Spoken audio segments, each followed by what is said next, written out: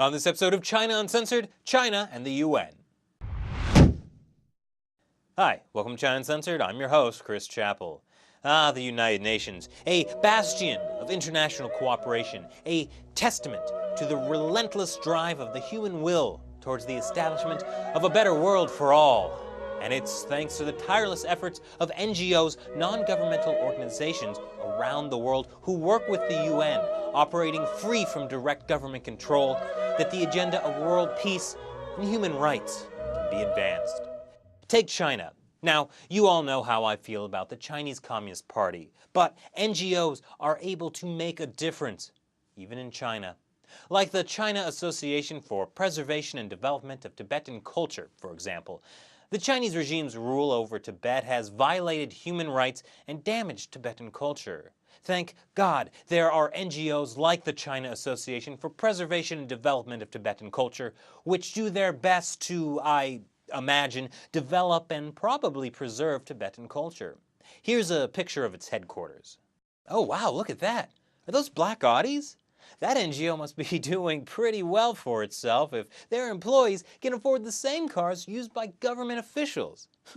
Wasn't expecting that. Wait a minute. It's doing so well, it also got primo real estate property in the heart of Beijing. Apparently it's right next to the United Front Work Department headquarters. That's a department that manages and monitors people who aren't in the Communist Party, including minorities and overseas Chinese. Well, that means it's right across the street from Zhongnang High. That's a central leadership compound where China's top officials live and work. How did that NGO get to be in one of the most heavily guarded streets in Beijing? All of China, really. Well, when the New York Times tried to answer that question, their reporter was stopped from entering by a man dressed in black with an earpiece. Behind him stood a soldier. Oh, I know the answer. It's because, according to their own website, most of the NGO's leaders also hold high-ranking positions in the United Front Work Department and the Communist Party. And who says that government officials are lazy and corrupt? Look at these hard-working multitaskers. And it's so convenient because they can just walk across the street from their government jobs to their jobs at the non-governmental organizations. So, after a long day at the United Front Work Department, whose responsibilities include overseeing the implementation of party policy in the Tibetan areas of China, they have just a short walk to being a hypocrite. So it's an open secret that the Chinese Communist Party is behind several Chinese NGOs, and they use them to push government policy and intimidate and spy on dissidents abroad. Is that such a big deal? Because the UN knows how to handle these kinds of situations. Last week, at a meeting of the United Nations Human Rights Council in Geneva, a member of the China Association for Preservation and Development of Tibetan Culture started sneaking photos of T-Ana Wang, the daughter of medical doctor and Chinese democracy advocate Wang Bingjiang. He's currently serving a life sentence in China for trying to set up an opposition political party, or as the Chinese regime calls it, espionage and terrorism. Even after a security guard told the man to stop taking photos, he continued to secretly take pictures of her, a clear form of intimidation. Well, this time, the gloves came off, and the UN took a hard line with the NGO. They banned that man from attending further Human Rights Council sessions in Geneva. The NGO is still accredited and can still come. But I wouldn't want you to think that's how things usually happen at the UN Human Rights Council. No. Often, it's the official Chinese delegation that you have to watch out for. After all, the Chinese regime cares a lot about how the international community views them, and they won't hesitate to act like 5-year-olds to get the kind of respect they deserve. World Uyghur Congress President Rabia Kadir wants to talk at the council? Throw your microphone on the ground.